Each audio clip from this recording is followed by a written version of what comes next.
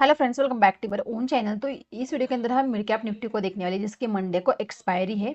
तो कल बहुत ही बढ़िया यहाँ पे मोमेंटम मिड कैप के अंदर देखने को मिला। फिर लास्ट में ये जो क्लोजिंग है, जो मैं हर बार कहती हूँ, ये क्लोजिंग एक निगेटिव हमें देखने को मिली। ये मार्केट यहाँ पे क्लोज होती ना, तो ये एक अच्छा साइन रहता, लेकिन मार्केट ऊपर जाने के बाद फिर नीचे आके क्लोजिंग दिए, मतलब ऊपर से सेलर ने पुश किया है, अगर नीचे से बायर पुश करे। ये चीज़ आपको वन डे के चार्ट पे ऊपर इजीली आपको देखने को मिली। अगर हम यहाँ पे वन डे का चार्ट लगाते तो आपको यहाँ पे दिखेगा, देखिए एक चीज़। तो ये देखिए, ये ब्रेकआउट होने के बाद बहुत बढ़िया मार्केट ऊपर की तरफ बढ़ती हुई नजर आ रही है। बहुत अच्छा मोमेंटम मिड कैप के अंदर देखने को मिला है। ये मोमेंटम कंटिन्यू भी हो सकता है। ब्रेकआउट फेल होने के चांसेस यहाँ पे कम लग रहे हैं, क्योंकि मार्केट देखिए सस्टेन कर रही है। यहाँ पे अगर देखेंगे तो सस्टेन कर रही है। कितने दिन मार्केट ने यहाँ पे ट्रेड किया, तो एक सस्टेनेबल मूवमेंट फिलहाल देखने को मिल रहा है। एक छोटी छोटी कैंडल्स बनती हुई दिख रही है, तो ये एक सस्टेनेबल मूवमेंट का साइन रहता है। यहाँ पे जो छोटी कैंडल बनती है, अगर बड़ी बड़ी बड़ी बड़ी ग्रीन कैंडल बन के इस तरह से आती है, तो ये इस तरह से नीचे भी आने के चांसेस ज्यादा रहते हैं। लेकिन ये देखिए, धीरे धीरे धीरे धीरे जो मार्केट बढ़ती हुई नजर आ रही है ना, ये एक बहुत अच्छा साइन फिलहाल यहाँ पे देखने को मिल रहा है। दिक्कत वाली बात है कि देखिए, नीचे से देखिए, यहाँ से मार्केट नीचे आई, बायर ने पुश किया, यहाँ पे नीचे आई, बायर ने पुश किया। यहाँ पे अगर देखेंगे, यहाँ पे मार्केट नीचे आई, बायर ने पुश किया और यहाँ पे क्लोजिंग दी है। ऊपर की तरफ मार्केट बढ़ी तो फर्स्ट कैंडल ये देखिए, यहाँ पे फर्स्ट टाइम सेलर ने यहाँ पे मार्केट के अंदर यहाँ पे ऊपर से पुश किया है और यहाँ पे क्लोजिंग दी है।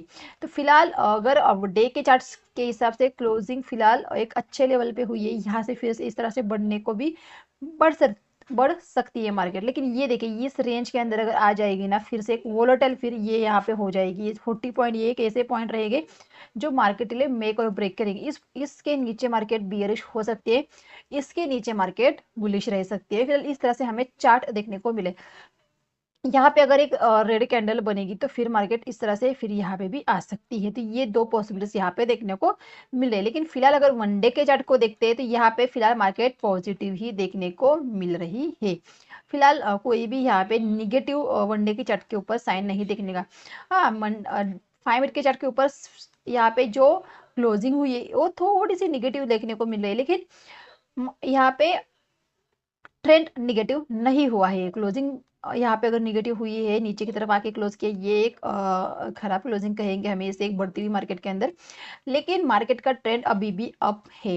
यहाँ पे अगर देखेंगे प्रीवियस चार्ट को, तो यहाँ पे देखिए, ये जो यहाँ पे देखिए मार्केट बहुत बढ़िया बढ़ती हुई नजर आ रही है। धीरे धीरे देखिए, यहाँ पे टाइम बिताया, फिर ऊपर की तरफ भी यहाँ पे देखिए रुकने के बाद फिर से ऊपर की तरफ मोमेंटम, मतलब बहुत जो ये देखिए पोल यानी फ्लैग के अंदर चले, जितना ये यहाँ पे पोल रहता है नहीं, उतना ही ऊपर की तरफ पोल मार्केट ने बनाई है। मतलब ये जो चार्ट की जो पैटर्न है वो आपको इजीली देखने को मिलेंगे।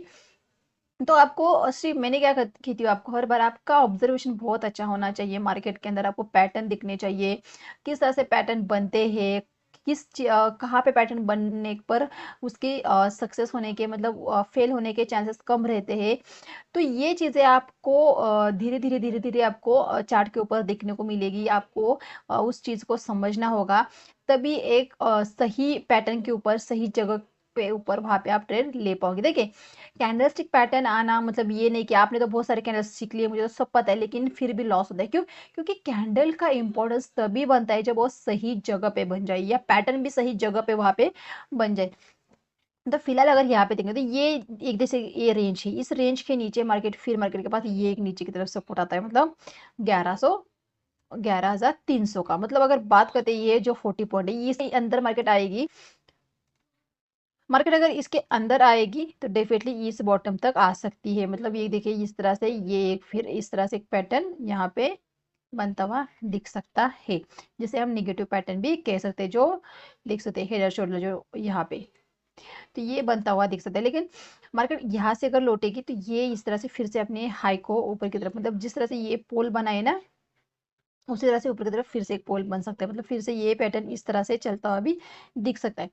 तो सिंपली चीजें समझ में आ गई, एनालिसिस समझ में आया। देखिए, लेवल इंपॉर्टेंस नहीं होते, एनालिसिस इंपॉर्टेंट होता है। क्योंकि अगर आप एक बार एनालिसिस करना सीख जाओगे ना, तो फिर आप खुद एनालिसिस वहाँ पे कर पाओगे और चीज़ों को समझ पाओगे कि किस तरह से मार्केट होगी तो किस तरह से हमें ट्रेड करना है, किस तरह से मार्केट इस तरह से चार्ट पैटर्न बना तो इस तरह से आगे इस तरह से पैटर्न बनने की पॉसिबिलिटीज होती है। तो एनालिसिस सीखना बहुत ज़्यादा ज़रूरी है। सिर्फ लेवल के ऊपर मत ध्यान दो कि इस लेवल के ऊपर कॉल लेना है, इस लेवल के ऊपर पुट लेना है, बिल्कुल भी नहीं। आपको एनालिसिस आना चाहिए, चार्ट को समझना बहुत ज़्यादा ज़रूरी है। तो जैसे कि ये कहा, तो ये हमारे लिए फिलहाल सपोर्ट है यहाँ पे 11,430, ये हमारे लिए सपोर्ट है। इसके ऊपर मार्केट रहेगी तो डेफिनेटली यहाँ पे अगर कोई बुलिश कैंडल यहाँ पे बनेगी इस तरह से, तो यहाँ पे मैं कॉल लेने की जरूर कोशिश करूंगी। फिर से मेरे 11,500 तक के टारगेट रहे, मतलब यहाँ से 70 पॉइंट के टारगेट रहेगी। तो इस तरह से एक मोमेंटम हमें देखने को मिल सकता है। उसी तरह अगर मार्केट मानो इसके अंदर आती है तो मैं कोशिश करूंगी इसके अंदर ट्रेड ना करूं, क्योंकि पता नहीं मार्केट कहाँ से, मतलब यहीं से भी घूम जाए, मतलब 40 पॉइंट के अंदर मार्केट 30 पॉइंट नीचे आए, फिर 10 पॉइंट ऊपर जाए, फिर 20 पॉइंट नीचे आए, फिर 10, मतलब इस तरह से एक वोलेटाइल जोन क्रिएट कर सकते हैं। जैसे यहाँ पे देखिए नीचे आई, फिर यहाँ पे गई, बीच में से नीचे आई, फिर यहाँ पे, मतलब इस तरह से एक फिर से ये जोन के अंदर फिर से इस तरह से कर सकती है।